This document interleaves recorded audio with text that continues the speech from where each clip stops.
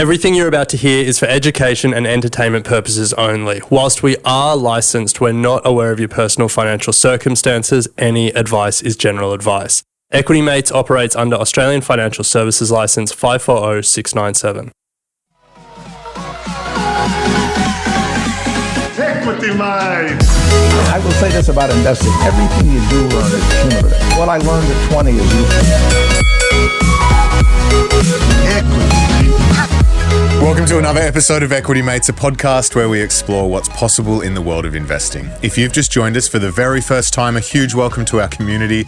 My name is Bryce, and as always, I'm joined by my equity buddy, Ren. How are you? I'm very good, Bryce. Very excited for this episode. We are back with another Ask an Advisor, where we get some of Australia's top advisors in the studio and we put your questions to them. And today we are unpacking two, I reckon, of the hottest topics in the Equity Mates community.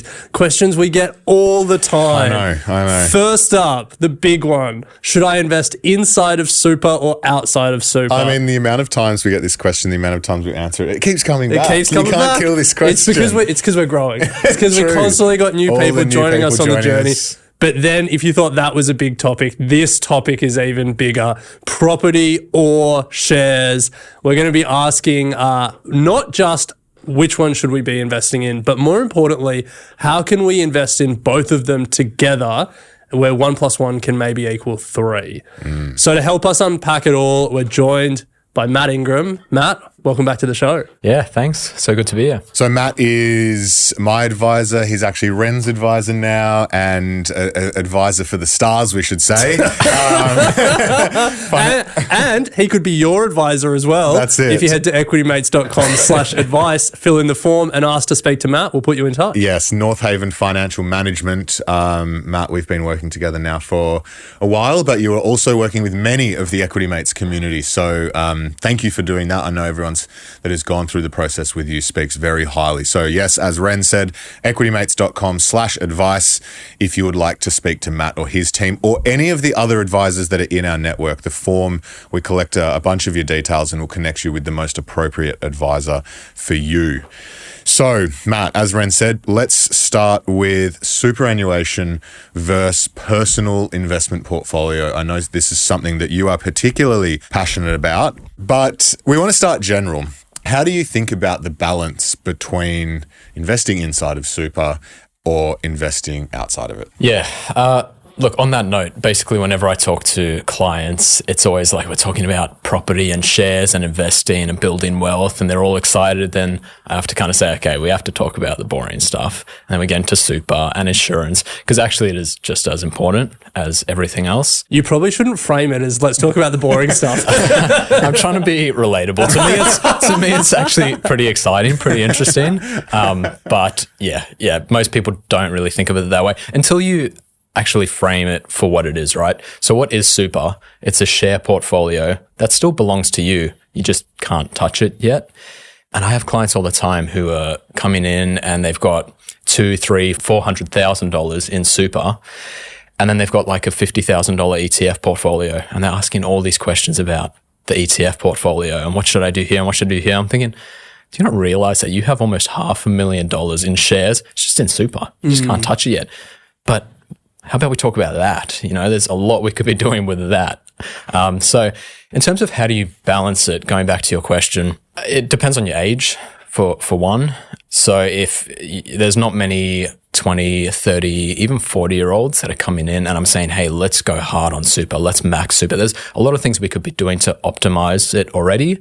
Most people, if you're earning a salary, you know, if you're not self-employed, you're forced to put money in there anyway. So you're already contributing. It's just a case of how can we make sure it's doing the right thing with what you are contributing, as opposed to let's max it out, let's put more in, let's top it up. I'm not really talking about that until maybe sort of mid-40s, all depending on circumstances. Sometimes it's earlier, sometimes it's later. But with balancing it out, yeah, it comes down to age. It comes down to what are your goals. If you're trying to retire early, super's not going to be that helpful until about 60. So if you're going to need another passive income source, you're probably going to want to think about building up a portfolio. Now, whether that's shares or property, we can dive into that later. But it just comes down to so many factors like that. Well, we get a bunch of questions about this as we sort of flagged earlier. And I think we've kind of grouped a number of them into, I guess, like the investment strategy between the two, or how the interplay between the two. For a lot of people, they are in a similar circumstance to what you mentioned. There's like a decent super balance there and maybe a growing investment portfolio outside of super. How do you think about balancing the two together? And I guess the question that we get often is like, should the super portfolio just be like a retirement version of my existing ETF portfolio? Not necessarily. So what people are typically doing outside of super is more of that ETF approach, very broad-based, keeping it simple, and that's completely fine. When you're investing in super, you have such a long time horizon. You want to make sure this thing is, optimized. It's going to work hard for you. You've got time to ride out a bit of volatility, so maybe you're willing to take a bit more risk. For example, I'm working with some clients at the moment who, in about 3.5 years, they're going to travel for a year. They're going to pack up, go around Australia. We have a portfolio working specifically for that, and it's a little bit more conservative. There's a higher allocation to some fixed interest and just less risk taking in there, because we don't want to blow up any money before they go away, because that's what they're going to live on for that year or so. But in super, they're high growth, risk on, because they're mid-30s. And so they've got plenty of time before they can actually touch that. So it's not as simple as just replicating one portfolio, but in a different structure. There has to be a different strategy to both, depending on your time horizon. And also, just putting some ETFs in super, it'll probably do well over time. But if you can get access to some other bits and pieces that are going to do even better over time, some good fund managers in there, or different asset classes, then that'll make a huge difference later on in retirement. Well, Matt's now looking after your super. Yeah, so I guess my experience has been, I used to use the superhero product, which was self-directed within a confined sort of investment universe. But then when we moved across to you, both myself and my wife, Harriet, have now moved super across to you guys, which gives access through Hub24. And as you said, that opens up a world of opportunity beyond just what is sort of available on some of the retail platforms. Most of the things I'm invested in, though, are that much different to what we could have got elsewhere. But it has re-enthused or re-energized us to actually be a bit more creative, take a bit more risk. To be fair, I was very leveraged when I was in superhero anyway, so I don't know if much has changed there. But the options are great. Yeah, there's still a bit of leverage, as you know. But also some names that what some of these platforms give you, like wrap platforms, where you can put your super on that as an alternative to, an industry fund or just a standard retail fund. They give you access to wholesale managed funds. So typically things where you needed $50,000 or $100,000 to get in. These things let you go in there with $1,000, $2,000, $5,000. And the way they do that is they pull together a bunch of their clients' money and then invest that all together. So you can get access to some really good funds that you couldn't otherwise, funds that have exposure to short positions or just markets that you would never think to invest in by yourself or have access to or know anything about. So you get some exposure to that as well, which helps. Now, unfortunately for people who don't have an advisor, they can't access those wrap platforms, or generally you can't access wrap platforms without an advisor. There's like a world of self-directed platforms aimed at retail investors that are coming to market, be it a self-directed wrap platform through an advisor or the retail equivalent. How do you think about those as an option for people who want to take more control? Is there any argument that some people should just stick with industry funds and get on with their lives? Like when you're speaking to clients, how do you approach that decision? Yeah, so you're right. There's quite a few products coming to the market now where you can build out a portfolio in your super. It's typically limited to ASX 300 stocks or a few ETFs. So you're still limited on what you can get in there. Wrap platforms, you can get basically anything you want. But Look, if years of looking at portfolios, more recently doing Pimp My Portfolio, if it's taught me anything, is most people are having a good crack, but aren't quite there. And super is something that is going to be really important one day. It's probably going to be your main income source, one of your largest assets, something you probably want to get right. Like self-education typically only gets you so far. If you, something's wrong, you feel sick, you go to Google, you start looking up your symptoms, and you end up 3 hours later, like, oh my gosh, I'm dying, I have cancer, like this is terrible. And then you just, at some point you have to go to the doctor, right? And the doctor says, no, it's just this, and gives you some antibiotics and you're okay. You can think of it in the same way with seeing an advisor or any professional. It's just, you can get yourself so far, but a little bit of support at some point, just to iron things out, get things right, can go a long way. Having said that, though, like if you do have the ability to take control within an environment, like let's take Superhero, for example, which we'd used, you can buy those all-in-one ETFs. And I remember we did a segment a while back that compared the return of just putting all your money in to an all-growth diversified ETF, VDHG, DHHF, versus these same sort of growth, I guess, portfolio through a super fund. And it was still better just to go with an all-growth ETF. Do you know what I mean? So like, even if you don't know individual stock picking or trying to create a portfolio out of ETFs, like you can still do better with the education around just these ETFs yourself. Yeah. Look, something like that would probably come out better because it's an all-growth ETF. None of the super funds are just chucking you into 100% growth. Even their growth options have... Which is kind of crazy for a 25-year-old. Do you know what I mean? Like, it should be. Yeah. There's always going to be an allocation to some defensive assets in there. And that comes down to just portfolio management, whether it's most super funds or advisors are more focused on a risk-adjusted return rather than just the highest returns, the best return. That's not really the case.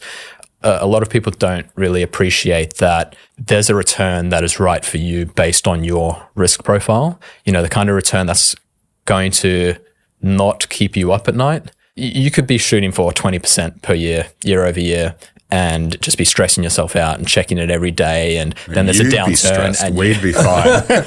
Well, yeah. I mean, this is one world that you're going down, which is like, you should temper the return profile based on people's risk tolerance.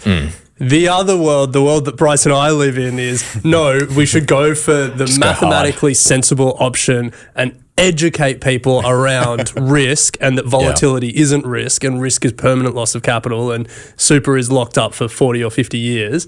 But, good minds can disagree. No, I do agree with you in a lot of ways. Sure, mathematically, maybe, but emotionally, most people, they're going to take too much risk. And you say you're not going to panic when it happens, but a lot of people will panic when the market turns, and you're freaking out and you're thinking this could go 20% lower. I'll sell now and I'll buy back when it's lower, and you miss it and you've stuffed up and it's gone from there, right? So mathematically, yes. Emotionally, you have to get that portfolio to a point where you know why things are happening. You have some downside protection through exposure to various asset classes. In my opinion. In my opinion. But look, going back to your point, Bryce, with like an all-growth ETF versus an industry fund. Industry funds are a bit tricky anyway with how they report their performance in terms of like there's unlisted assets in there, how often they have to value those things. So when people are trying to compare something that's, fully, where the price is updating in a live sort of manner to an industry super fund where maybe they've got some property in there or some private equity that hasn't been revalued for 3 months or 6 months. It's just not really a fair comparison. So, that's, I guess, another benefit to taking control of your supers. You actually know what it's doing. You know exactly where the returns are coming from. And it's not kind of just I got 8% this last year. But did you actually get 8%, or, what's the real story? So, Matt, if I can just do a bit of a reset here. We wanted to come in and answer the question, should I be investing inside of super or outside of super? And I guess the headline answer is it depends on your goals and your time horizon, noting that super, you have an opportunity to perhaps outperform your outside of super portfolio because of all the tax advantages, but you're not going to be able to access it until you're in your 60s. Whereas, the outside of super, you pay more tax, but you have more liquidity and more access. So you do have to make that personal decision. Is there anything else that we want to give to people as they're making that decision themselves? No. Yeah, like you said, it's just a trade-off between a bunch of different things. And I mean, everyone's going to be investing in their super, whether that's through an industry fund, a wrap platform, even if they're going all the way through with a self-managed super fund and want that full flexibility. I mean, everyone's doing it. I think there's a case for most people starting to invest outside of super. It's going to look different because the time horizon's different, the goals are different, the risk tolerance there might be different.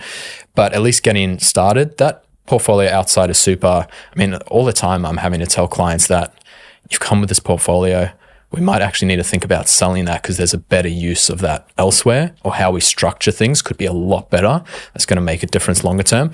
But at least starting with a portfolio outside makes sense, even if you're going to change that up and not keep it forever. So Matt, while we're talking about super, we should just touch on the topical topic. That makes sense. That's not what we call it. $3 million super tax. I'm sure clients have been asking you about it. Do you have what have you been advising clients? Well, yeah, look, a lot of my clients are a fair way away from that, although they will likely be affected at some point by it. It's recently been a case of we don't make any massive moves until we know what's actually happening. You know, you don't want to undo a lot of good things to find that actually things change and we didn't need to do that. With some of our more, high net worth clients at Northhaven, they will be impacted as soon as it comes into force there. So with them, it's a case of looking at, okay, what are the consequences of this, and do we get some of this money outside of super? If we do get it outside of super, where do we keep it that is still tax effective? Most of these people are retirees. They have no other accessible income, and so having portfolios in their own name starts to make sense there. But it's the kind of thing, we're not doing anything crazy or wild until it actually happens. And even then, we're not going to do anything crazy or wild, but we'll just set things up to. So for those like Bryce who have an aspiration of having a $3 million super balance but may not be there yet. I want it outside of super. Yeah, well okay, right, bad example for Bryce. But like, so I've been telling Matt, sell my super. For people who send it to zero. Okay. For people who are making additional contributions while they're young, like you wouldn't start changing the additional contribution strategy at this point? I would typically be changing it for a different reason. Yeah, a lot of clients that are coming who are topping up. If someone's in their mid-30s and they're saying, I'm maxing out the concessional contribution cap, I put in $20,000 a year, but then I top it up with another 10. There's always a conversation of, okay, what could that $10,000 be doing that's going to benefit you a lot sooner than 60? Where could we be putting that to work sooner and still get tax benefits, tax advantages by structuring things correctly? So it's not Div 296 that I'm worried about for those clients. It's other reasons why we're having that conversation. There you go. Well, hold on. That's the answer to investing inside of super or outside of super that you didn't give us before. It's if you work with you can get the same tax advantage outside of super.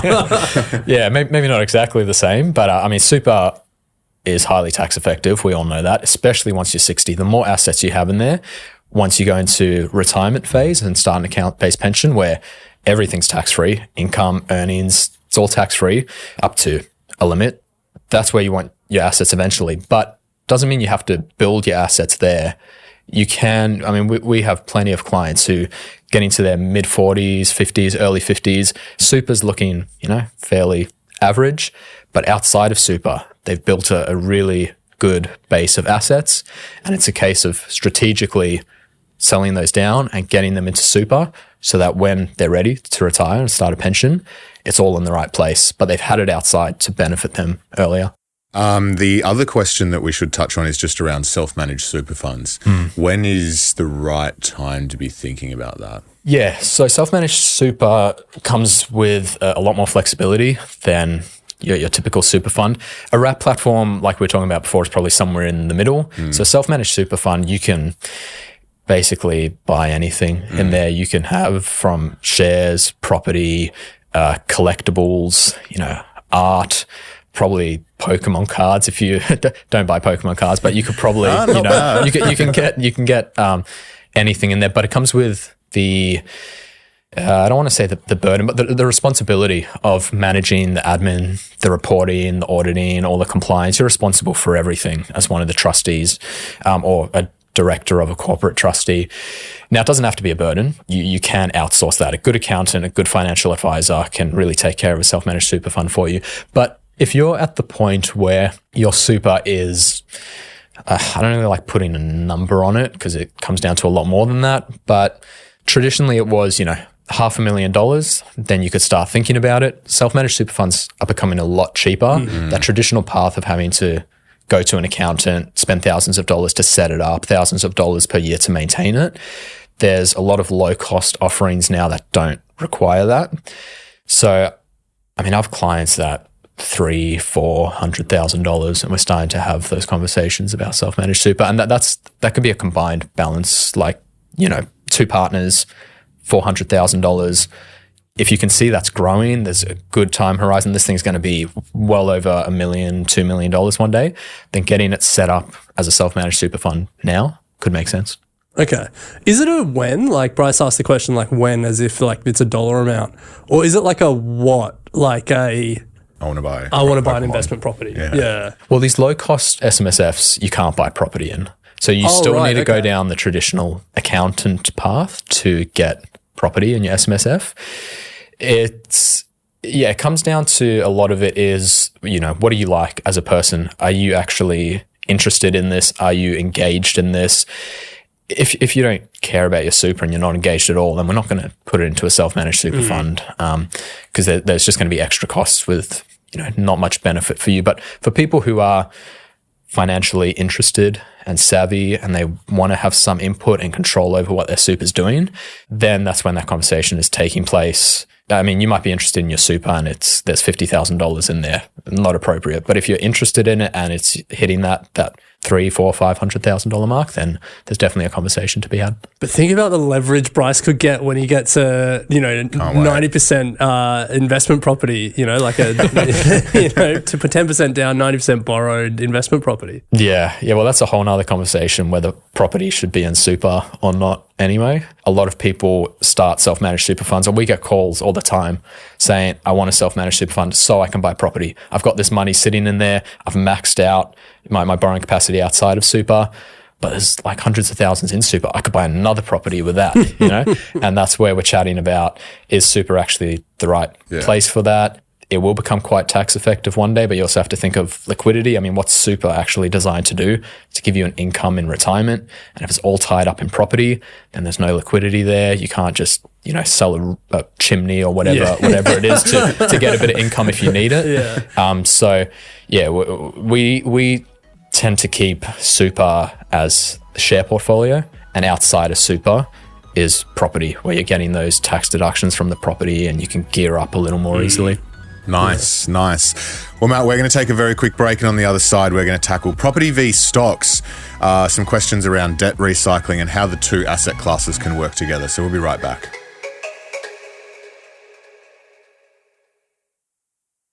Welcome back to Equity Mates. We're here with Matt Ingram, our advisor and partner at Northhaven Financial Management. Matt, we've just covered off all the questions around super that keep coming in, but as always, we have plenty around property v stocks, debt recycling, you name it. Let's start again generally, though. If you had to pick one, property or stocks?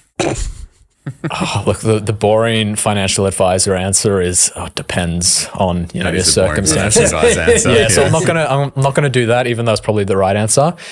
If I was going to pick one for most people listening to this, sorry guys, property. Oh wow! Because of the leverage, or? Because of the leverage. Yeah. Like when you're in your 30s or 40s or 20s, getting that extra capital working for you, it just makes sense. What about the equivalent leveraged products in stocks? There's no equivalent. There's equity builder. You can't get like a 5% deposit equity builder. Yeah, the LVRs are higher, but if something like if you had $120,000, and also aren't they not taking new clients? No, that was years ago. Okay. Yeah, there is products out there. Interest rates are typically a bit higher. It's a bit harder to get them on interest only.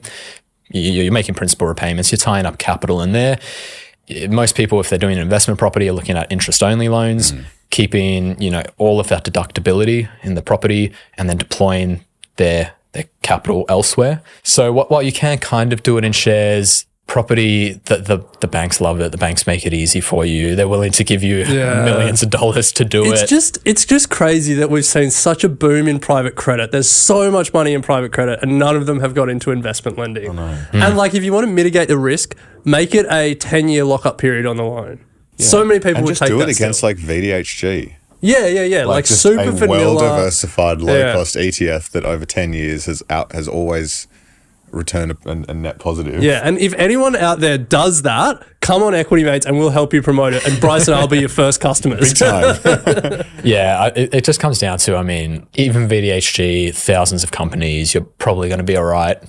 But at the end of the day, they're companies. They can go bust. A house can't really go bust. And that's just the Australian psyche right there. I know. Property there's no 10-year period on the ASX. Property can go down. Property can go down, but like if someone's shares drop, they panic and they sell. If someone's home drops, they're like, well, I still need to live. This investment product would not show the stock price. No, it's a 10-year. It's a 10-year lockup, so you can't panic and sell. You're locked in for 10 years. You're forced if that's the into condition, it. Yeah, maybe. Yeah. Why not 30? Just do it same as mortgages. You're super. True. Yeah. But no leverage in super.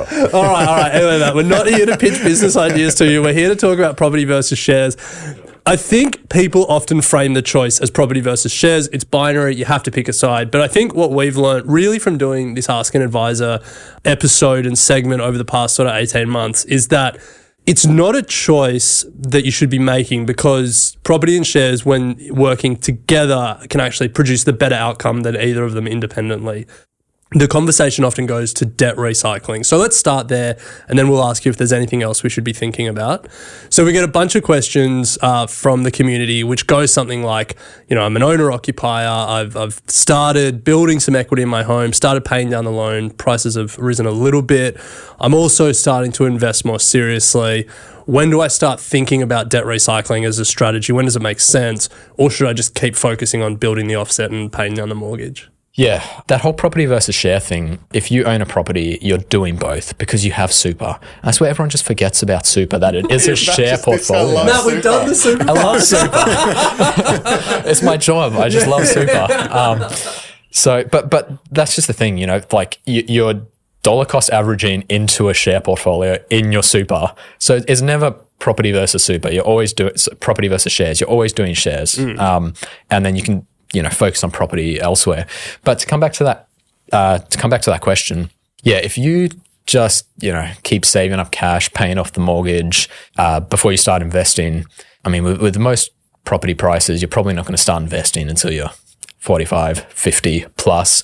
And then you guys talk about compounding all the time. The magic of compounding, you want to start that as early as possible, really. So, and you're getting it to some extent by paying down your mortgage. But if you can get that money that you're putting into your mortgage, if you can get that working for you in another way while still paying down your mortgage, that's where debt recycling becomes really useful. It doesn't have to be one or the other. I think to go back to what you said before, Ren, it's this kind of 1 + 1 = 3, right? You think, I've got some cash. Do I pay down the mortgage or do I invest?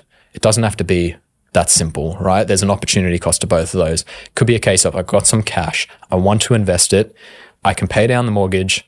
I can then use that equity and I can invest. So now you've paid down the mortgage and you're investing and there's a nice big tax benefit to it. It all sounds so simple. In terms of like how much equity people need, because I think that's a question that we often get, like, people buy their property and then they're like, let's debt recycle day one. Yeah. Every mortgage repayment. How would you think about that? Obviously, like, we're kind of speaking generally, so it's hard to be like specifically you need this much, but like maybe there's a percentage of equity you have in the place or something. Is there? Yeah, typically when you debt recycle, there's two ways to do it. You're either taking the cash that you have, you're paying down part of the loan, and then you're actually totally refinancing and getting a separate loan facility, and that's what you're going to put into a share portfolio or a deposit for a property. Or you can do it maybe a little more simply, where you can split your existing loan, you pay down the split with the cash that you have, and then you redraw it. And so if you're doing $5,000, $10,000 splits, and you keep doing that to your mortgage, you're going to end up with this very messy scenario with a whole bunch of different loan splits. And at some point, banks are going to say, like, what are you doing? We're not going to keep splitting this thing. So I would say $50,000 probably as a minimum, where you've got $50,000 saved up. Maybe now you could think about putting a split in your loan, paying it down, redrawing, and investing it. I mean, $50,000 is a minimum. Maybe $100,000 is starting to look a That's bit actually better. that's less than I thought. But it depends what you're doing. So $50,000 maybe if you just want a bit of a share portfolio working for you. If you're doing this to get into property, so if you think about you've got your home, it's non-deductible debt. Now you've saved up a bunch of money in the offset account. You could take that money and go put a deposit on an investment property. But now you've taken that money and you've paid down part of the investment property. That's a deductible asset. The interest is deductible. You actually wanted to take that cash and pay down your non-deductible debt, your home. So you pay that down instead.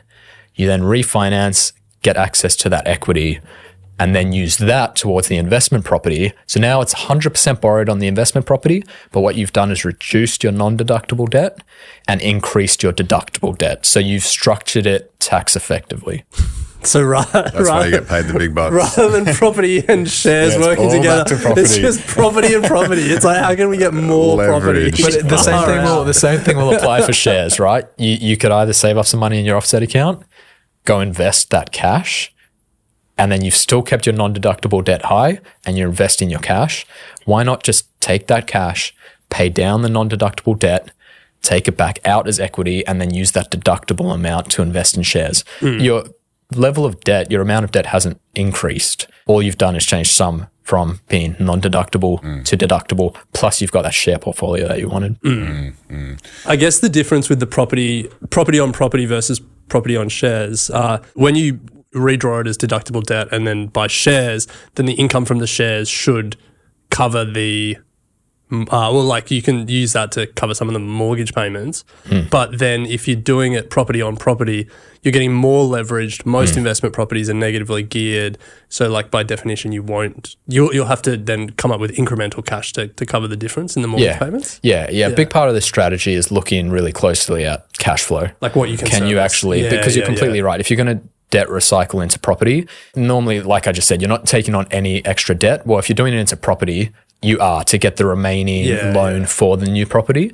So you actually are. So you need to be able to look at, can I service all of this debt? Because you are taking on more. Sure, it's tax deductible, but that's only going to help when you get your tax return. I mean, in that first year, you're out of pocket for sure, and it could be a few $100s a week that you're out of pocket because you've done this. So you need to have the cash flow for it. Yeah. Well, we looked at it because we have a bunch of cash sitting in the offset account. But then to your point, when we then looked at the serviceability on the investment property, the banks were like, too bad, so sad. Yeah, they didn't like it. So normally, most people doing this in their 30s, 40s, where they are going to be capped in terms of serviceability.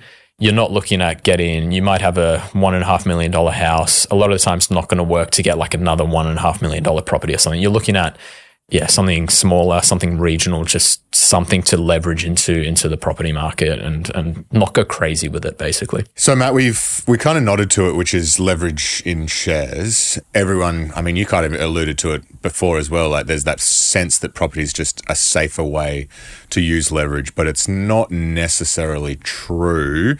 According to Bryce. According to me, when would you actually recommend using debt against shares, or like what are some of the structures that you use for leveraging into stocks? Yeah, so if you're going to debt recycle or any sort of leverage into shares, you're probably looking at doing it as a means of diversification. So if someone's already got 3, 4, 5 properties, whatever, then it's getting to the point where you might be thinking, okay, do we really need more property, or should we diversify out of this?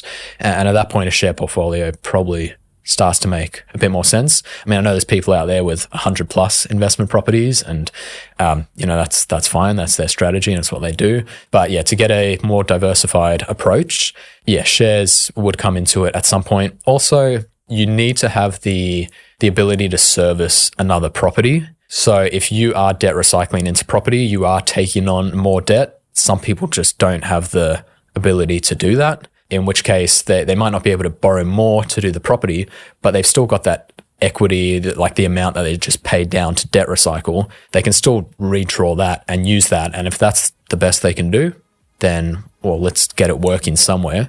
And why not shares? Love it, Matt. Well, look, I think there's been a lot of more complex financial structures than we normally speak about here, I guess. Debt recycling, different uses of leverage, interplay between super and investing outside of super. But I think that's why we appreciate doing this Ask an Advisor segment, because as we learn more about this whole world and I guess how people with means navigate it and optimize it becomes clear there's a lot to do and there's a lot to keep learning, and that's why we appreciate you giving us advice both on and off the podcast. So if people want to speak to you or the team at Northhaven, if they go to equitymates.com/advice, put in some details, and we'll either, if you ask to speak to Matt, we'll connect you directly, or we'll match you with an advisor that best suits your needs. But Matt, thanks for joining us. We appreciate you coming on the show. Yeah, thanks so much. Thanks, Matt. You have been listening to an Equity Mates Media production. In the spirit of reconciliation, Equity Mates Media acknowledges the traditional custodians of country throughout Australia and their connections to land, sea and community. We pay our respects to their elders past and present and extend that respect to all Aboriginal and Torres Strait Islander peoples today. This podcast is intended for education and entertainment purposes. Any advice is general advice only and has not taken into account your personal financial circumstances, needs, or objectives. Before acting on general advice, you should consider if it is relevant to your needs and read the relevant product disclosure statement. And if you're unsure, please speak to a financial professional. The hosts of this podcast and their guests may have positions in the companies mentioned. Equity Mates Media operates under an Australian Financial Services Licence 540697.